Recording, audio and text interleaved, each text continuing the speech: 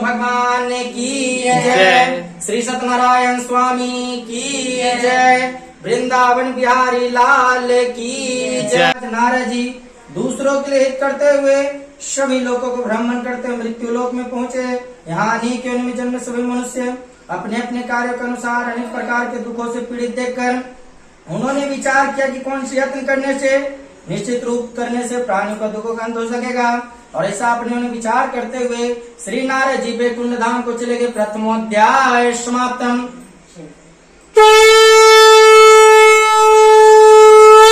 विष्णु भगवान की जय। श्री सत्यनारायण स्वामी की जय। वृंदावन बिहारी लाल की जय। दूसरा अध्याय शुरू। विष्णु लोक में नारद जी पीताम्बर देवों के हाथ में शंख चक्र और गदा पद्मावित सुशोभित गले में वनमाला पहने हुए देखकर उनकी स्तुति करने के लिए नारद जी बोलते हैं कि हे प्रभु, आप अत्यंत दुर्लभ शक्तियों से युक्त थे। आपका वाणी पाने में समर्थ है। आपका आदिमत्य को नहीं जानता। आप निर्गुण स्वरूप सृष्टि करने वाले, भक्तों के दुखों करने वाले, आपको मेरा नमस्कार। नारद जी किस प्रकार की स्तुति सुनते हुए विष्णु जी बोलते हैं कि हे मुनि श्रेष्ठ, नारद जी आपके मन में क्या है? आपका आगमन यहाँ किस कार्यवश हुआ? निसंकोच कहे तब नारद जी बोलते हैं कि हे प्रभु, मृत्यु लोक में सभी प्राणियों जो अनेक योनियों में पैदा हुए और अपने अपने कर्मों के द्वारा अनेक प्रकार के दुखी से ग्रस्त हो रहे हैं। हे नाथ, यदि आप मुझ पर दया रखते हैं तो कृपया करके मुझे बताइए कि उन मनुष्यों के सभी दुखों के प्रयत्न से कैसे दूर हो सकते। तब उसी पे विष्णु भगवान कहते हैं कि हे नारद, मनुष्यों के लिए हित के लिए तुमने बहुत अच्छा प्रश्न किया है। जिस व्रत के करने से मनुष्य मोह के बंधन से छूट जाता है, वह व्रत में तुमसे कहता हूँ बहुत पुण्य देने वाला स्वर्ग लोक तथा मृत्यु लोक में दुर्लभ व्रत है, जो मैं आज प्रेम बस तुमसे कहता हूँ। श्री सत्यनारायण भगवान के व्रत को जो मनुष्य विधि विधान पूर्वक संपन्न करके इस धरती पर सुख पाकर मृत्यु को प्राप्त मोक्ष की प्राप्ति करता है। और श्री विष्णु भगवान के अमृत से ओतप्रोत वचन सुनते हुए नारद जी बोलते हैं कि हे प्रभु, उस व्रत का क्या विधान है, उस व्रत का क्या फल है, और उस व्रत को पूर्व समय में किस किस ने किया था, और इस व्रत को कब किया जाना चाहिए, कृपया करके मुझे सब विस्तार बताइए। यह सब हमारे मन में सुनने की इच्छा भी है, श्रद्धा भी है। विष्णु भगवान बोलते हैं कि हे नारद, सभी प्राणियों दुखों सुखों को दूर करने वाला, यह ब्रह्म स्थानों पर विजय प्राप्त करने वाला, अमोद स्थिर भक्ति श्रद्धा मनुष्य किसी भी दिन श्री सत्यनारायण भगवान जी का पूजन करे और ब्राह्मण एवं बंधु बांधवों सहित धर्म प्राण होते हुए भक्ति भाव से पूर्ण होते नैवेद्य केले का फल, शहद, घी, शक्कर, गुड़, दूध, गेहूं का आटा सभी लेते हुए इसको भक्ति भाव से श्री सत्यनारायण भगवान को अर्पण करो और बंधु बांधवों से ब्राह्मणों को भोजन कराए। और इसके पश्चात स्वयं भोजन करे। रात्रि में नृत्य भजन आदि का आयोजन करते हुए श्री सत्यनारायण भगवान का समय व्यतीत करे। और इस जो मनुष्य व्रत करेंगे उसके समस्त मनोरथ निश्चित रूप से विशेष रूप से कलिकाल में मृत्यु लोक में यही उपाय है, जिससे अल्प समय में कम धन में महान पुण्य की प्राप्ति होती है। दूसरा अध्याय समाप्तम।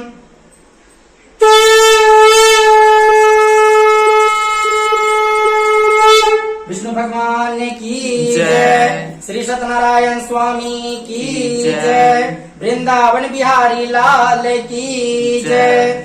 तीसरा अध्याय शुरू श्री सूची बोलते हैं कि हे श्रेष्ठ ब्राह्मण, जिन्होंने सबसे पहले इस व्रत को किया था, अब उनका इतिहास कहता कृपया करके ध्यान से सुने। सुंदर काशीपुरी नगरी में अत्यंत निर्धन ब्राह्मण रहता था। वह ब्राह्मण नित्य प्रति भूख प्यास से व्याकुल होकर पृथ्वी पर भ्रमण करता था। ब्राह्मणों से प्रेम करने वाले श्री विष्णु भगवान ने ब्राह्मण को दुखी देखते हुए एक दिन बूढ़े ब्राह्मण के समक्ष पहुंचकर आदर के साथ बोलते हैं कि हे विप्र, तुम नित्य प्रति पृथ्वी पर क्यों विचारते रहते हो? हे श्रेष्ठ ब्राह्मण, यह सब मुझसे कहो, मैं तुम्हारी कथा सुनना चाहता हूँ। ब्राह्मण बोलते हैं कि मैं निर्धन ब्राह्मण हूँ और नित्य प्रति पृथ्वी पर विचारता रहता हूँ। हे भगवान, यदि आप इस समस्या से छुटकारा पाना जानते हैं, कोई उपाय जानते हैं, तो कृपया करके मुझे सब विस्तार बताइए। ब्राह्मण उस वृद्ध लकड़हारे से बोलते हैं कि हे ब्राह्मण श्रेष्ठ, श्री सत्यनारायण भगवान जी मनोवांछित फल देने वाले, अतः तुम उनका पूजन करो और इस व्रत को करने से मनुष्य दुखों से मुक्त हो जाता है। ब्राह्मण का व्रत का सारा विधान बतलाकर बूढ़े ब्राह्मण का रूप धारण करने वाले श्री सत्यनारायण भगवान जी अंतर ध्यान होकर जिस व्रत के विषय में मुझे वृद्ध ब्राह्मण ने बतलाया था, उस व्रत को मैं अवश्य करूंगा। और ऐसा अपने निश्चय करते हुए निर्धन ब्राह्मण अपने घर पहुंचा, परंतु उस रात्रि उस ब्राह्मण को नींद नहीं आई और अगले दिन वह जल्दी उठा और श्री सत्यनारायण भगवान जी का ध्यान करने लगा और व्रत करने लगा और निश्चय कर लिया कि भिक्षा मांगने के चल पड़ा। उस दिन उस ब्राह्मण को बहुत सा धन मिला, जिससे उसने पूजन का संपूर्ण सामान खरीद कर घर आकर अपने बंधु बांधवों से श्री सत्यनारायण भगवान जी का पूजन किया। और तब से अनेक प्रकार की संपत्तियों से युक्त होकर तब से वह ब्राह्मण प्रत्येक मास उस व्रत को करने लगा। और श्री सत्यनारायण भगवान के व्रत को जो मनुष्य शास्त्र विधि श्रद्धा पूर्वक करेंगे वह सब पापों से मुक्त होकर आगे जाके मोक्ष को प्राप्ति करेगा। और आगे जो मनुष्य पृथ्वी पर श्री सत्यनारायण भगवान का व्रत मैंने तुमसे कहा है वह सभी दुखों से छुटकारा पाएगा। और इस तरह नारद जी ने श्री सत्यनारायण भगवान का व्रत मैंने तुमसे कहा, हे विप्र अब आगे आप क्या सुनना चाहते हैं, कृपया करके मुझसे कहिए। तब ऋषियों कहते कि हे मुनीश्वर, संसार मुझ विप्र न सुनकर किस किस प्राणी ने इस व्रत को किया था, यह सब हमारे मन में सुनने की इच्छा है, श्रद्धा है। श्री सूत जी बोलते हैं कि हे मुनियों, जिस जिस प्राणी ने इस व्रत को किया था अब उनका कथा कहता होता ध्यान पूर्वक सुने। एक समय ब्राह्मण था, धन्य ममेश्वर के साथ बंधु बांधवों सहित अपने घर पर व्रत कर रहा था। और उसी समय एक बूढ़ा लकड़हारा उसके सिर पर रखा लकड़ का गट्ठर बाहर रख दिया और उस ब्राह्मण के घर चला गया। प्यास से व्याकुल होते हुए लकड़हारे उस ब्राह्मण को व्रत करता हुआ देखकर वह प्यास को बोलकर उस ब्राह्मण को नमस्कार कर पूछने लगते हैं कि हे ब्राह्मण देवता, आप यह किसका पूजन कर रहे हैं, इस व्रत करने से क्या फल मिलता है, कृपया करके मुझे सविस्तार बताइए। ब्राह्मण उस मृत लकड़हारे से बोलते हैं कि हे भाई, यह सब मनोकामनाओं को पूर्ण करने वाला श्री सत्यनारायण भगवान जी का व्रत है और इनके ही कृपा से मेरे घर में धन धान सुख समृद्धि की वृद्धि हुई। ब्राह्मण श्री सत्यनारायण भगवान के व्रत के विषय में जानकर लकड़हारा बहुत प्रसन्न होते हुए भगवान का चरणामृत लेते हुए पश्चात भोजन करते हुए अपने घर पहुंचा। और अगले दिन लकड़हारे अपने मन में संकल्प कर लिया कि नगर में लकड़ी बेचने से जो भी धन मिलेगा उसे मैं श्री सत्यनारायण भगवान जी का उत्तम पूर्वक एवं विधि विधान पूर्वक पूजन करूंगा। और ऐसा अपने मन विचार करते हुए श्री नारद जी वैकुंठ धाम को चले गए और सिर पर रखकर जिस नगर में धनवान लोग रहते थे उस नगर में चला गया। और उस दिन लकड़ियों के दाम पहले दिन से चौगुने मिले। तब वो बूढ़ा लकड़हारा अति प्रसन्न होते हुए पके केले की फली, शक्कर, शहद, दूध, घी, कही, गेहूं का चूर्ण इत्यादि लेते हुए श्री सत्यनारायण भगवान जी का व्रत करता हुआ लेकर अपने घर आ गया और अपने बंधु बांधवों को बुलाकर विधि विधान के साथ भगवान का व्रत भी किया। और जिस व्रत के प्रभाव से बूढ़ा लकड़हारा धन पुत्र आदि होकर संसार के समस्त सुख पाकर अंत में वैकुंठ धाम को चला गया। तृतीय अध्याय समाप्तम।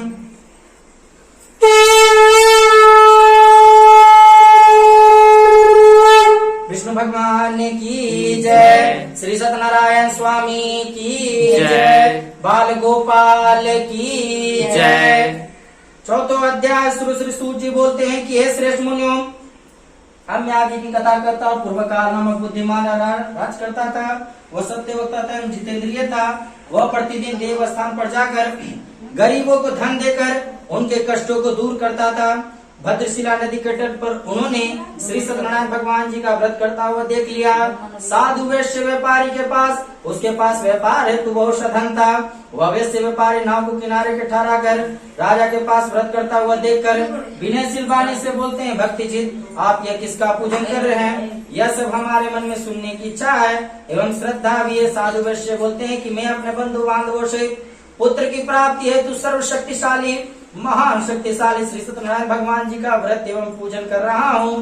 राजा के भक्तिचित वचनों को सुनते हुए साधु वैश्य बोलते हैं कि मुझे भी इस व्रत का संपूर्ण वृतांत करके सुनाइए। मैं भी आपके कथानुसार इस व्रत को अवश्य करूंगा और मैं भी संतानहीन हूँ। मुझे भी पूर्ण विश्वास है कि इस व्रत करने से मुझे भी संतान की प्राप्ति होगी। राजा के व्रत के विधान से सुनते हुए वैश्य व्यापारी अपने आनंद के साथ अपने घर पहुंचा और उस वैश्य ने अपनी पत्नी लीलावती आनंदी संसारिक धर्म से प्रवृत्त होते हुए व्रत से संपूर्ण वृतांत करके सुना दिया। स्वयं प्रण कर लिया कि जब मेरे संतान होंगे तो मैं इस व्रत को अवश्य करूंगा। और एक दिन उसकी पत्नी लीलावती आनंदी संसारिक धर्म से प्रवृत्त होते हुए श्री सत्यनारायण भगवान की कृपा से गर्भवती हो गई और 10वें महीने एक सुंदर कन्या को जन्म दिया। दिनों दिन वह कन्या इस तरह बढ़ने लगी जैसे शुक्ल पक्ष का चंद्रमा बढ़ता है। कन्या का नाम कलावती रखा गया। और एक दिन लीलावती ने मीठे शब्दों में कहते हैं कि हे प्रभु, आपने जो भगवान का व्रत करने के लिए संकल्प लिया था आप उसे पूर्ण क्यों नहीं करते हैं। साधु वैश्य बोलते हैं कि हे प्रिय, मैं कन्या के विवाह के समय इस व्रत को अवश्य करूंगा। और इस प्रकार अपनी पत्नी को आश्वासन देते हुए साधु वैश्य व्यापारी दूसरे नगर में चला गया। कलावती पितृगृह में विद्या को प्राप्त हो गई। और एक दिन साधु वैश्य अपनी पुत्री को नगर में सखियों के साथ खेलता हुआ देखकर एक दूत को बुलाकर कहती है कि हे दूत, हमारे पितृ हेतु कोई सुशील वाणी पुत्र खोज कर लाओ। उसके आज्ञा अनुसार दूत कंचन नगर पहुंचा और देखभाल करते हुए सेतु पुत्र हेतु कोई सुशील वाणी पुत्र खोज कर ले आया। और उस वर को देख के उसने बंधु बांधवों से प्रचलित मुद्रा में अपनी पुत्री का विवाह उस वाणी पुत्र के साथ कर दिया। परंतु दुर्भाग्यवश वह विवाह के समय श्री सत्यनारायण भगवान जी का पूजन करने के लिए भूल गया और उसे श्री सत्यनारायण भगवान जी क्रोधित होकर उन्होंने वेश्या को श्राप दे दिया कि तुम्हें दारुण दुख प्राप्त होगा। अपने कार्य दक्ष वैश्य जमाई से नाव लेकर समुद्र के समय स्थित रत्नासुर नामक नगर पहुंचे। और एक दिन भगवान श्री सत्यनारायण भगवान की माया से प्रेरित होते हुए एक चोर राजा के धन को चोर चुरा कर भाग रहा था। राजा के सैनिकों को अपने पीछे से आता हुआ देखकर चोर ने घबरा कर राजा के नाव में वही चुपचाप रख दिया जहाँ वे दोनों ससुर जमाए ठहरे हुए थे और स्वयं वहां से भाग गया। जब सैनिकों ने वेश्या के पास राजा को धन को रखा हुआ देखा तब वे दोनों को बांध कर राज दरबार में ले गए और राजा के समीप उन दोनों ससुर जमाए को ले जाकर बोलते हैं कि हे राजन, हम ये दो चोर पकड़ कर लाए, देख कर आज्ञा दे। तब राजा उनकी बात सुनी और उन्हें कारागृह में डालने की आज्ञा दे दी। इस प्रकार वे निर्दोष होते हुए राजा की आज्ञा से उन्हें कठिन कारावास में डाल दिया गया और उनका जितना भी धन था वो सब सारा छीन लिया गया। चौथा अध्याय समाप्तम।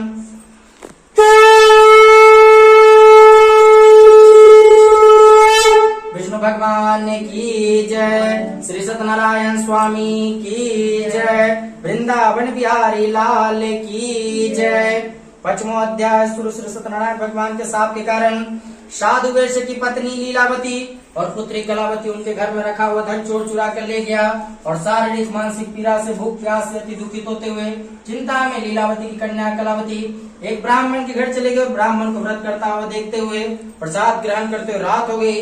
लीलावती बोलती है कि हे पुत्री, तू अब तक कहाँ रही, तेरे मन में क्या है? कलावती बोलती है कि हे माता, मैं ब्राह्मण के घर कुछ भोजन के लिए गई थी। मैंने वहां श्री सत्यनारायण भगवान जी का व्रत करता हुआ देखा, इसलिए मुझे वहां देर हो गई। कन्या के वचनों को सुनते हुए श्री सत्यनारायण भगवान जी की पूजन की तैयारी करने लगे और उसने परिवार एवं बंधु बांधवों से श्री सत्यनारायण भगवान जी का पूजन करते हुए देखा और व्रत भी किया और वर भी मांगा, मेरे पति और दामाद शीघ्र ही लौट कर आएंगे तो मैं साथ ही अपने अपराधों के लिए श्री सत्यनारायण भगवान जी से क्षमा याचना करूंगा। श्री सत्यनारायण भगवान जी लीलावती के इस व्रत एवं पूजन से अत्यंत प्रसन्न होते हुए उन्होंने राजा चंद्रकेतु में सबको दर्शन देकर सुना दिया कि हे राजन, जिन दोनों वेश्यों को तुमने बंदी बनाकर रखा है वे दोनों निर्दोष है, उन्हें प्रातः ही छोड़ दो और उनका जो भी धन तुमने ग्रहण किया है उसे लौटा दो, अन्यथा मैं तुम्हारा धन राज्य पुत्रादि सब कुछ नष्ट कर दूंगा। राजा का ऐसा वचन करते हुए भगवान अंतर ध्यान हो गए और प्रातः काल में राजा चंद्रकेतु में सबको अपना स्वप्न कह के सुना दिया और सैनिकों को आज्ञा दे दी। दोनों वाणी पुत्रों को खेत से मुक्त किया। दोनों ने आते ही राजा को प्रणाम करते हुए राजा को कोमल वचनों से सत्कार करते हुए कहते हैं कि हे महानुभावो, तुम्हें दुर्भाग्यवश ऐसा कठिन दुख प्राप्त हुआ, अब तुम्हें कोई भय नहीं, अब तुम मुक्त हो। ऐसा कहते हुए राजा ने न्याय वस्त्रानुभूषण पहना और उनसे जितना भी धन लिया था उससे दुगना लौटाकर आदर के साथ विदा किया। 5वां अध्याय समाप्तम।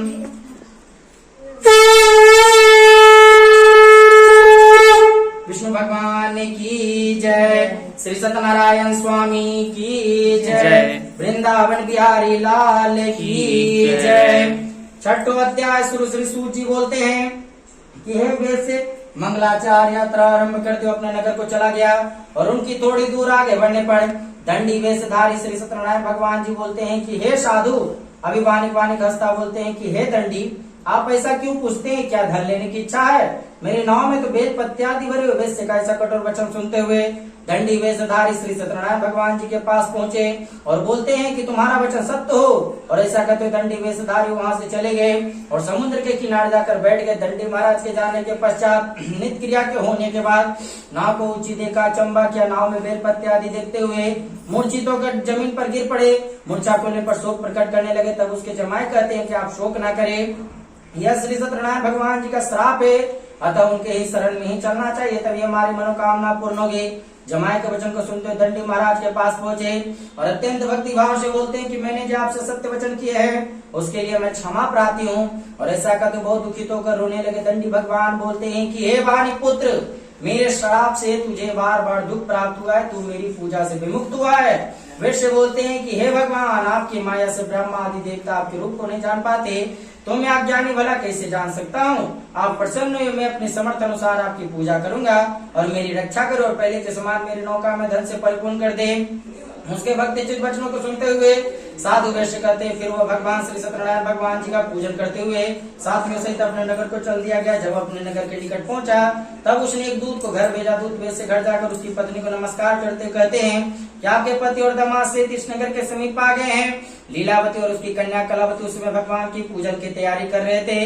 दूत के वचनों को सुनते हुए साधु वैश्य अत्यंत हर्ष के साथ सत्य देव का पूजन पूर्ण करते हुए अपने पुत्री से कहती है, मैं अपने पति के दर्शन को जाती हूँ, तू कार्य शीघ्र करके आ जाना। हम आके जाते हैं। पुत्री कलावती पूजन एवं प्रसाद छोड़ के चली गई और पति के दर्शन के लिए चली गई। प्रसाद की अवज्ञा करने पर श्री सत्यनारायण भगवान जी रुष्ट होकर उसके पति से नाव से पानी में डुबा दिया गया। कलावती अपने पति को ना देखते हुए रोती हुई जमीन पर गिर पड़ी और अपनी जमार पुत्र की दशा देखकर साधु वैश्य बोलते हैं कि हे प्रभु, मुझसे या मेरे परिवार से जो कुछ बोले उसके लिए क्षमा करे। उसके दीन और वचनों को सुनते हुए सत्यदेव भगवान प्रसन्न होकर आकाशवाणी के, हे वैश्य, तेरी कन्या मेरा प्रसाद छोड़कर आ गई है और इसका पति अदृश्य हो गया। देवा घर जाकर प्रसाद ग्रहण करके लौटेगी तो इसका पति अवश्य मिलेगा। आकाशवाणी सुनते हुए कलावती प्रसाद खाया और फिर आकर अपने पति के दर्शन किए। तत्पश्चात में बंधु बांधवों से श्री सत्यनारायण भगवान जी का विधि विधान पूर्वक पूजन किया और वह श्लोक का सुख पाकर अंत में स्वर्ग लोक को चला गया। छठो अध्याय समाप्तम।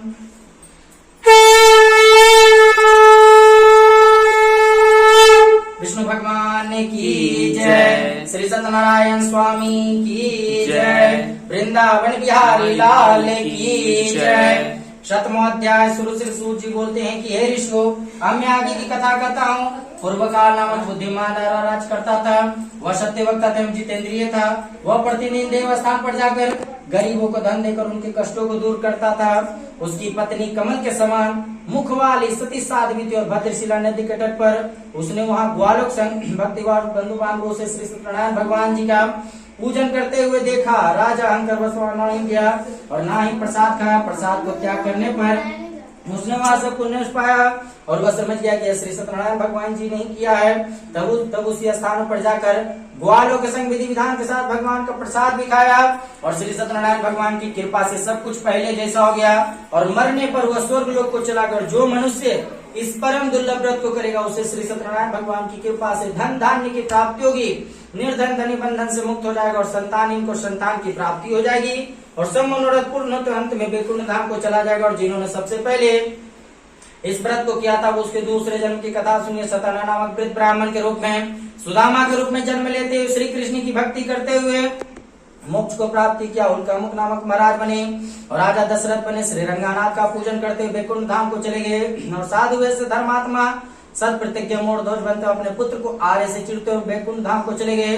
साधु वैश्य धर्मात्मा सत प्रतिज्ञ अपने पुत्र को आर्य से चिढ़ते मोक्ष को प्राप्ति किया। महाराज तो जम्बू शंभु मनु महाराज, उन्होंने बहुत से लोगों को भक्ति में लीन करते हुए मोक्ष को प्राप्ति किया। लकड़हारा भी अगले जन्म में भूनिशा नामक राजा बना और जिन्होंने श्री राम की चरणों की सेवा करते मोक्ष को प्राप्ति किया। शतमोध्याय समाप्तम।